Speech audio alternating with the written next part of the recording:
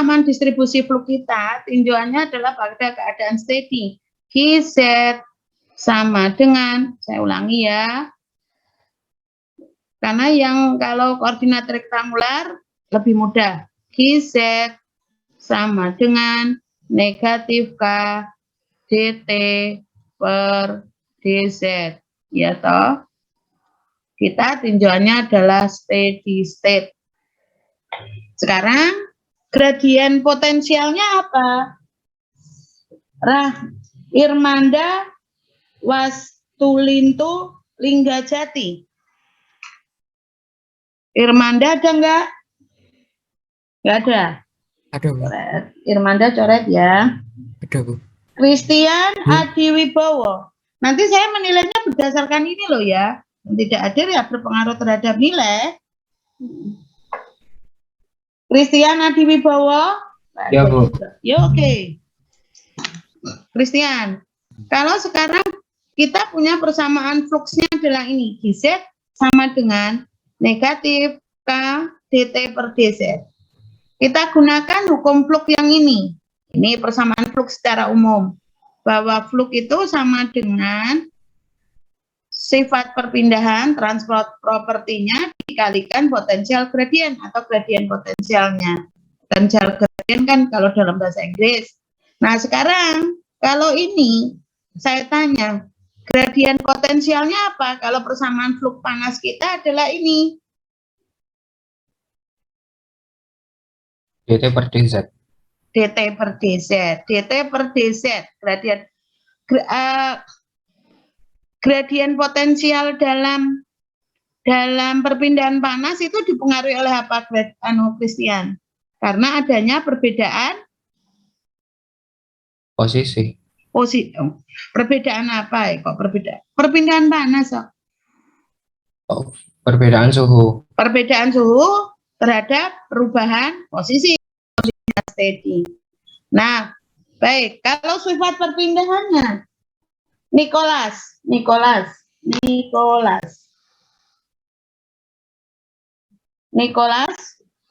nggak ada ya? Ada, Bu. Oke.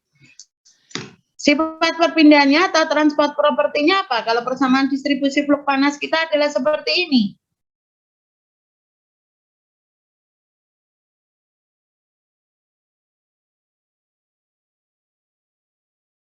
Apa, Nicholas? Sifat perpindahan atau transport propertinya? Sifat perpindahan atau transport propertinya? Apa? Kalau persamaan distribusi flux panas kita adalah ini. Karena kalau bentuknya berbeda akan berbeda gitu. Maka sifat perpindahannya apa, Nicholas? Loh, kemarin kan sudah saya buat matriknya ya. Anda kan tinggal ngulang materi pertemuan kita waktu di perpindahan momentum terakhir, berarti sebelum Lebaran kan sudah saya tabulasikan. Kan tinggal baca. Kan sudah saya ringkas supaya Anda mudah memahami untuk membuat persamaan distribusi. Sifat perpindahannya apa? Atau transport propertinya? Apa? Nicholas, kamu nggak ada ya? Ada, Bu. Nah, iya. Kalau gradien potensialnya kan dt per dz, maka sifat perpindahannya apa? Transport propertinya? Apa? Ini tinggal dilihat aja persamaan kita. Katanya ini itu adalah gradien potensialnya. Maka sifat perpindahannya yang apa, Nicholas? Yang dt per dz bukan, Bu? Loh, ini loh persamaan flux kita kan ini toh. Gz sama dengan negatif K dt per dz toh, Nicholas. Nah, sementara dt per dz itu adalah gradien potensial. Maka sifat perpindahannya yang mana, Nicholas? Yang K bukan, Bu? Yang K itu apa Nicholas? Konduktivitas. Konduktivitas panas. Maka betul, kalau perpindahan panas, maka semakin besar harga K, maka perpindahan panasnya akan berjalan dengan cepat. Ya tidak. Dulu saya mencontohkan untuk kabel listrik terbuat dari tembaga, satunya terbuat dari besi. Karena tembaga harga K-nya sangat besar, jika dibandingkan dengan besi, maka perambatan panas di tembaga jauh lebih cepat. Saya menceritakan tentang orang masak, dandang, gitu, setrikaan, dan sebagainya. Nah, kalau Anda nggak nyimak, ya paham.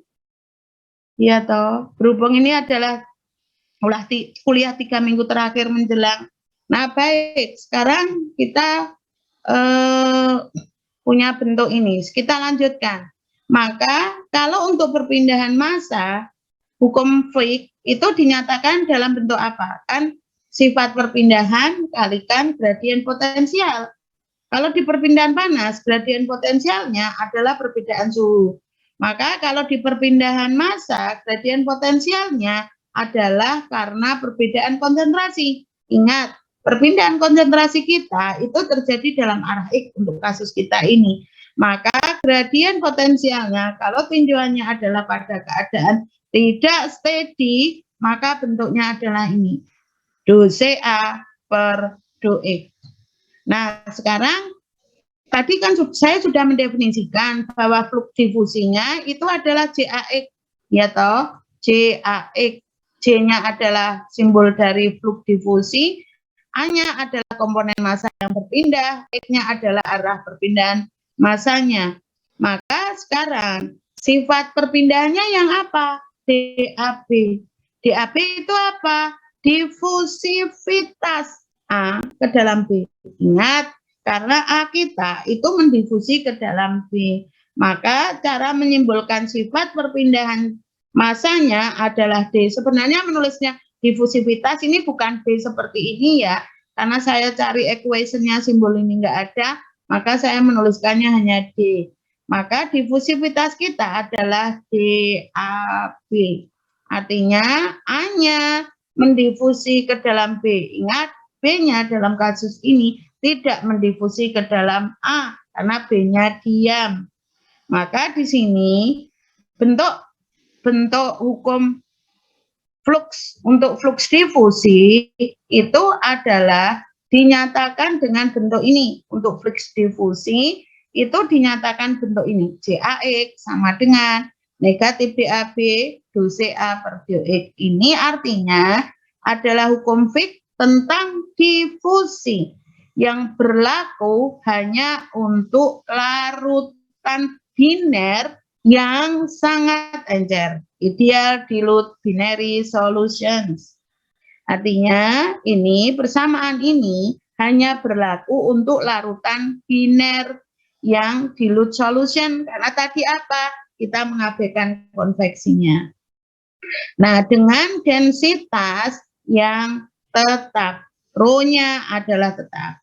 Di mana DAB adalah sama dengan sifat perpindahan yang menyatakan difusivitas A melewati B. Di mana dalam kasus ini B-nya adalah diam.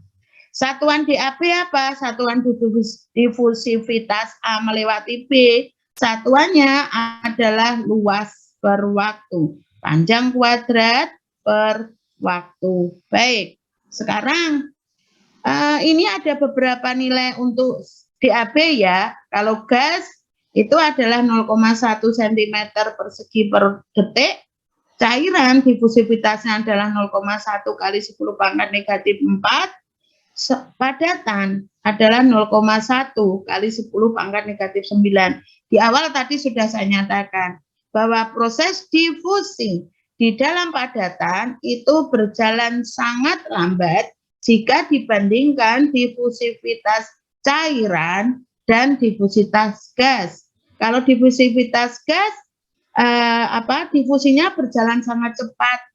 Sementara kalau di cairan lebih cepat, lambat jika dibandingkan dengan gas. Kenapa? Dipengaruhi oleh densitas bahan. Baik, sekarang kita akan menyusun. Kita kan tadi sudah saya singgung bahwa ujung dari pembelajaran kita ini adalah membuat persamaan distribusi. Kalau yang kita buat di perpindahan massa adalah persamaan distribusi konsentrasi. Supaya kita bisa menyusun persamaan distribusinya, maka kita butuh persamaan neraca. Ya toh, kita butuh persamaan neraca. Nah, sekarang yang kita tinjau sekarang ini adalah neraca massa komponen. Nah, berarti ini bentuknya apa? Laju alir massa neto untuk komponen massa tertentu. Laju alir massa neto untuk komponen massa tertentu di dalam sebuah sistem yang kita tinjau. Ditambah produksi massa dari sebuah spesies atau komponen massa tertentu di dalam sistem yang kita tinjau. Sama dengan laju akumulasi massa untuk spesies yang kita tinjau di dalam sistem yang kita tinjau. Nah, ingat bahwa laju alir massa neto itu sama dengan laju alir massa masuk dikurangi dengan laju alir massa yang keluar. Berhubung yang kita neracakan misal ini adalah komponen massa A, maka laju alir massa A neto ya sama dengan laju alir massa A masuk dikurangi dengan laju alir massa A yang keluar. Sekarang untuk produksi massa. Di dalam peristiwa perpindahan massa, produksi massa itu tidak bisa kita abaikan, ketika apa? Di dalam sistem ada reaksi kimia. Jadi kalau di dalam sistem itu ada reaksi kimia, maka laju produksi massanya tidak bisa kita abaikan. Nah, demikian juga sebaliknya, laju produksi massa itu dapat kita abaikan ketika di dalam sistem tidak ada reaksi kimia. Begitu ya. Baik, sekarang kita akan menyusun neraca massa overall-nya. Nah, sekarang kita akan menyusun neraca massa overall-nya. Ingat ya, kita perpindahan massanya terjadi dalam sumbu X, yaitu pada elemen lapisan film. Ya toh, kenapa di lapisan film? Karena di lapisan film ada perubahan atau perbedaan konsentrasi. Ingat, dalam perpindahan massa, syarat ada perpindahan massa itu kalau ada perubahan atau perbedaan konsentrasi. Di dalam kasus kita ini perbedaan konsentrasi ada pada di lapisan film. Baik, sekarang kita tinjau ya. Kita akan menyusun neraca massa overall-nya, ya toh. Ini berarti di lapisan film. Letaknya di mana?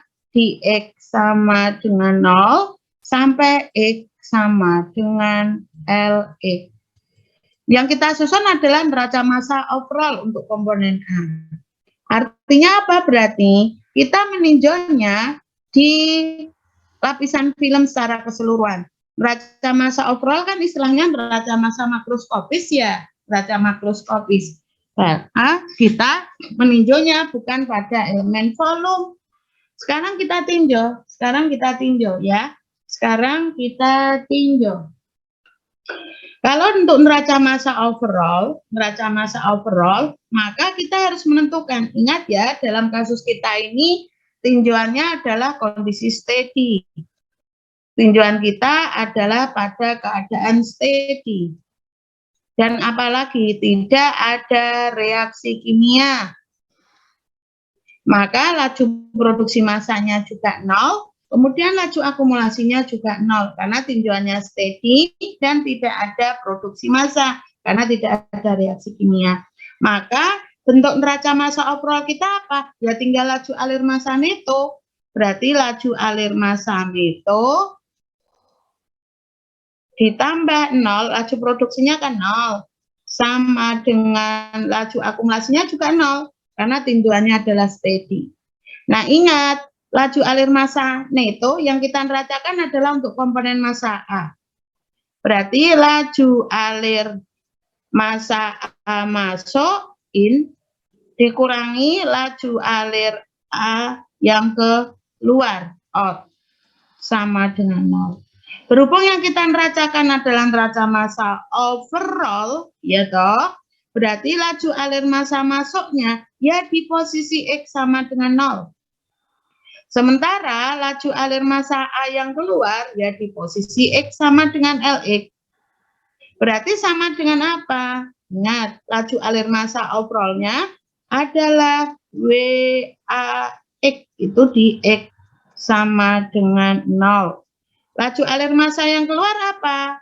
WAX pada X sama dengan LX sama dengan 0. Nah, laju alir massa itu kan sama dengan, ingat ini untuk komponen massa total, maksudnya apa? Difusi dan konveksi kita jumlahkan. Kita menyatakannya dalam bentuk flux molar total dari A. Berarti laju alir massa A sama dengan apa? Berarti ya flux molar total NaX kalikan AX. Ingat, flux molar total kalikan luas kan sama dengan laju alir massa total. X sama dengan 0 dikurangi apa? NaX kalikan AX pada X sama dengan LX sama dengan 0. Bentuknya adalah sama dengan ini. Nah, berarti bentuknya adalah sama dengan ini. Kemudian, persamaan ini akan kita bagi dengan elemen volume. Saya hapus ya, karena di situ sudah ada. Saya hapus, kita mendapatkan NaX kali AX pada posisi X sama dengan 0 dikurangi NaX kali AX di posisi X sama dengan LX sama dengan 0. Akan kita bagi dengan elemen volume, delta V. Delta V untuk bidang datar masih ingat?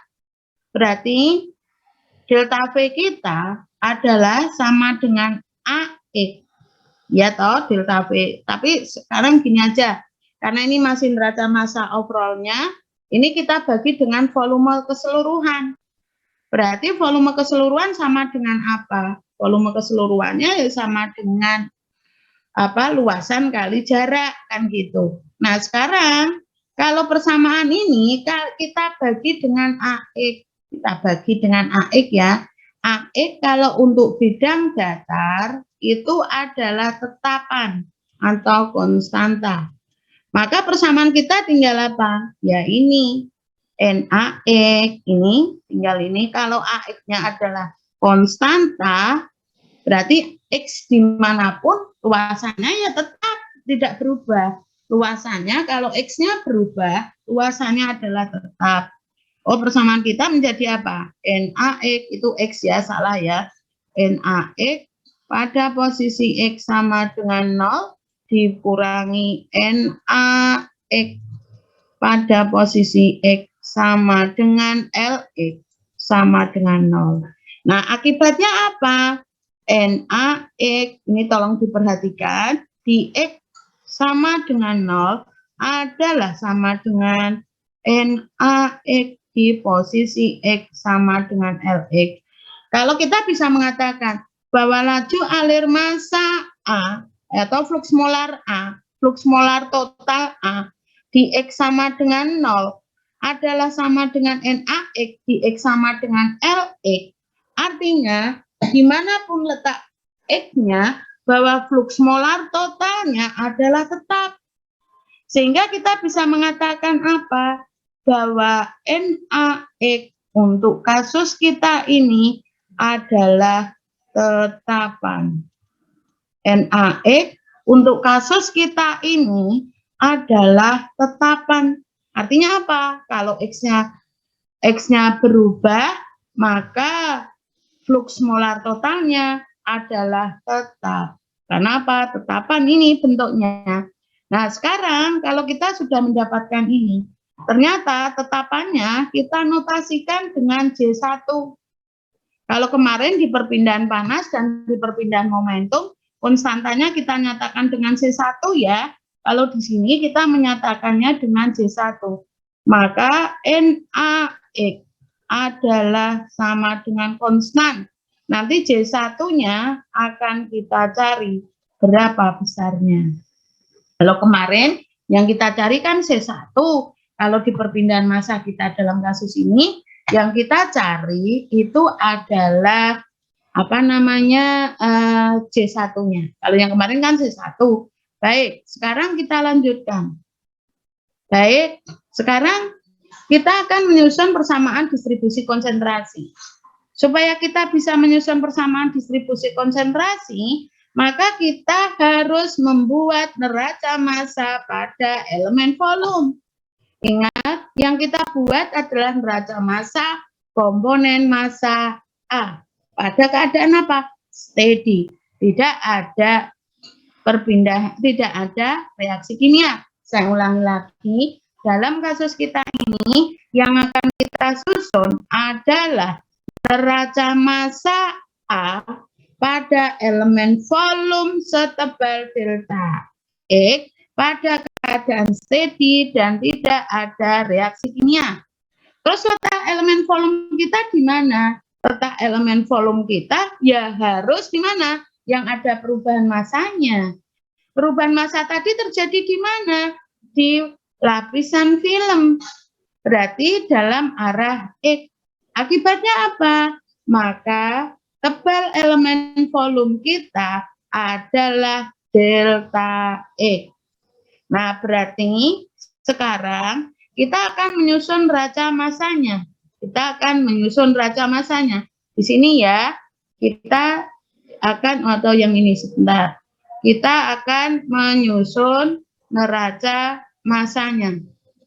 Bentar, di sini aja. Kita akan menyusun neraca massanya pada elemen volume setebal delta X.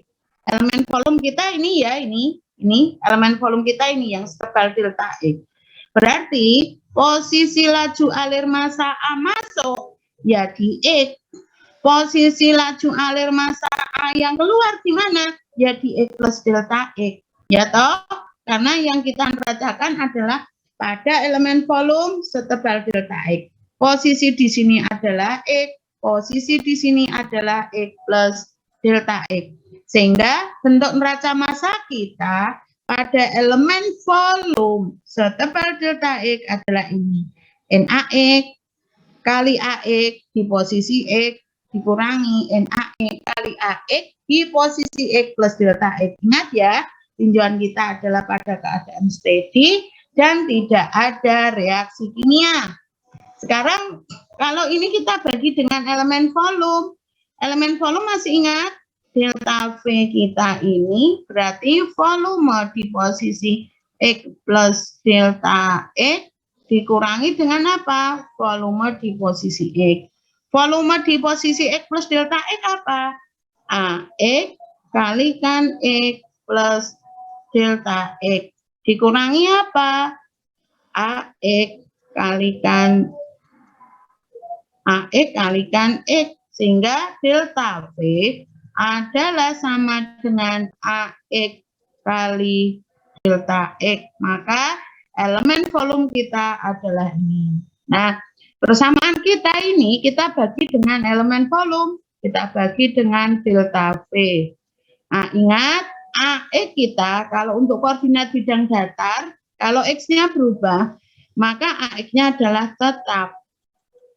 Maka persamaan kita menjadi apa? NaX kali AX di posisi X dikurangi NaX kali AX di posisi X plus delta X dibagi elemen volume. Elemen volume adalah ini tadi yang sudah kita jabarkan, yaitu AX kali delta X. Ingat, AX adalah konstanta, berarti bisa dicoret. Sehingga persamaan kita adalah ini. Nah, kita sudah menyusun neraca massa A pada elemen volume atau neraca massa inkremental. Selanjutnya apa? Kita harus membuat limitnya, menentukan limitnya. supaya apa? Ketemu persamaan distribusi flux masanya. Maka persamaan ini kalau kita buat limitnya, persamaan kita menjadi apa kalau ini kita limitkan? Maka menjadi negatif dNax, negatif ya, dibagi dengan dx. Kenapa negatif? Karena posisi x dikurangi dengan posisi x plus delta x.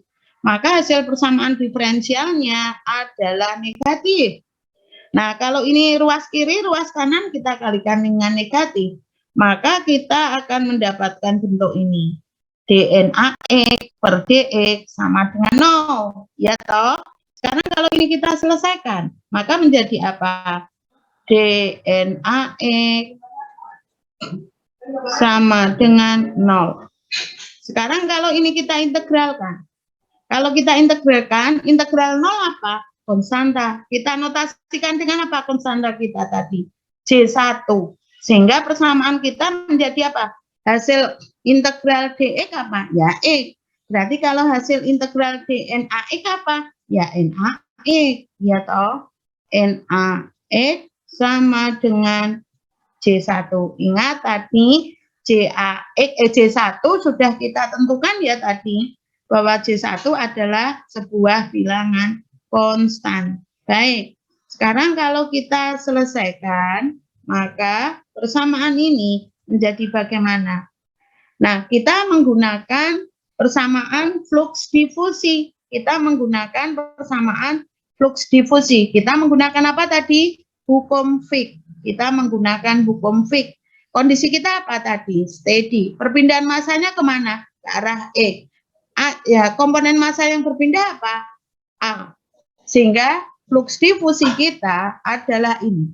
Flux difusi kita menurut hukum Fick, kalau kondisinya steady, perpindahan massanya ke dalam arah X adalah sama dengan apa? JAX sama dengan negatif DAB kali DCA per DX. Bentuknya adalah sama dengan itu. Sehingga kalau ini kita selesaikan, maka menjadi bagaimana? Bentar ya. Nah, kalau kita definisikan, tadi kita sudah mendapatkan bahwa tinjauan kita itu adalah untuk dilute solution, ya toh? Sehingga apa? NaX itu sama dengan JAX, ya toh? Kan flux konveksinya diabaikan, sama dengan J1. Ya toh, karena kita untuk dilute solution, sehingga JAX sama dengan JAX kita apa? Sama dengan NaX. Sama dengan apa jadinya? Negatif DAB DCA per DX sama dengan bilangan konstan. Sekarang kita tentukan. Untuk menyelesaikan ini, kita menggunakan keadaan batas, ya. Kita menggunakan keadaan batas. Tadi terlalu lama tanya jawab ya, sehingga kita belum selesai. Sekarang saya akan menyelesaikan persamaan kita bahwa NaX sama dengan JAX sama dengan apa? Negatif DAB kali DCA per DX atau sama dengan J1. Kita akan mencari persamaan distribusi konsentrasinya. Tadi keadaan batasnya sudah tahu. Ketika dx sama dengan 0, maka CA-nya adalah sama dengan CA1. Ketika dx sama dengan Lx, maka CA-nya adalah sama dengan CA2. Karena yang ditarik kita adalah CA sebagai fungsi X. Maka kita butuh keadaan batas yang berlaku umum. Keadaan batas yang berlaku umum apa? Ketika X-nya sama dengan X, maka konsentrasi A-nya ya sama dengan CA. Bentuknya adalah sama dengan ini. Ini adalah keadaan batas 1, 2, 3. Sekarang kita akan mencari penyelesaian kita ini dengan menggunakan keadaan batas 1 dan 2. 1 dan 2. Sehingga apa? Bentuknya menjadi apa? DCA sama dengan negatif C1 per DAB kali DX. Ingat, C1 dan DAB adalah konstanta. Kemudian kita integralkan. Kita menggunakan keadaan batas 1 dan 2. Ingat ya, C1 dan DAB adalah konstanta. Berarti bisa kita keluarkan dari integral. Sehingga menjadi apa? Kita kalau menggunakan keadaan batas 1, ini 0, maka konsentrasinya adalah Ca1. Ini kalau X-nya sama dengan X, maka Ca-nya adalah Ca. Hasil integralnya apa? Ca dari Ca1 sampai Ca. Sama dengan apa? Negatif C1 per DAB kali X. Dari mana? Dari 0 sampai X. Kita menjadi apa kalau diselesaikan? Maka menjadi Ca min Ca1 sama dengan negatif C1 per DAB kali X. Ini adalah persamaan A. Sekarang kita menggunakan keadaan batas 1 dan 3. 1 dan 3. Analog ya, maka kita mendapatkan bentuk apa? Analog dengan persamaan ini, maka kita memperoleh bentuk Ca2 min Ca1 sama dengan negatif C1 per DAB kali Lx. Nah, ini adalah persamaan B. Nah, sekarang persamaan distribusi kita bagaimana sekarang? Maka untuk memperoleh persamaan distribusi konsentrasi kita, itu kita membagi persamaan A dengan persamaan B. Nah, kita membagi persamaan A dengan persamaan B. Sehingga diperoleh apa? Tadi persamaan A adalah ini, Ca min Ca1 sama dengan negatif C1 per DAB kali X. Sementara persamaan B adalah Ca2 min Ca1 sama dengan negatif C1 per DAB kali Lx. Maka kalau persamaan A dibagi dengan persamaan B akan menjadi sama dengan, nah ini persamaan A menjadi ini akan kita peroleh bentuk ini. Jadi ini adalah persamaan distribusi konsentrasinya. Ca1 min Ca dibagi Ca1 min Ca2 sama dengan X per Lx. Nah sekarang kalau kita mau mencari persamaan berapa laju alir massa A di permukaan padatan, maka yang kita cari adalah WAX. WAX pada X karena di permukaan padatan itu adalah sama dengan di X sama dengan 0. WAX di X sama dengan 0 sama dengan apa? Ya NaX kali AX di X sama dengan 0. Padahal NaX kan sama dengan C, sama dengan CaX, di X sama dengan 0. Nah, padahal CaX itu kan sama dengan C1. Tadi iya toh, NaX kan sama dengan CaX, kan sama dengan C1. Untuk memperoleh C1-nya dari mana? Dari persamaan B. Tadi persamaan B adalah Ca2 min Ca1 sama dengan negatif C1 per DAB kali Lx. Maka C1-nya apa jadinya? C1 adalah sama dengan C1-nya sama dengan negatif DAB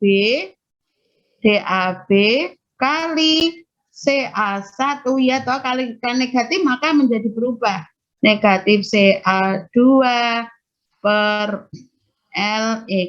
Akibatnya apa? Maka WA1 ini kan kita simbolkan dengan WA1. Maka WA1 mestinya ya sama dengan C1 kali AX. C1 kita adalah ini. Maka besarnya laju alir massa di permukaan padatan sama dengan C1 kali AX. Kalau C1-nya adalah DAB kali Ca1 min Ca2 per Lx, maka laju alir massa A di permukaan padatan kita notasikan dengan W1. Maka WA1 ya sama dengan DAB kali AX kalikan CA1 min CA2 per L. Bentuknya adalah sama dengan ini. Baik, kita sudah menuntaskan. Sampai di sini ada pertanyaan kah? Kalau tidak ada pertanyaan, kita sudahi pertemuan ke-15. Besok kita tetap kuis ya. Mau jadwalnya luring, mau jadwalnya daring, maka pelaksanaan kuis kita laksanakan secara luring. Baik, kalau tidak ada pertanyaan, kita akhiri ya. Baik, selamat siang. Wassalamualaikum warahmatullahi wabarakatuh.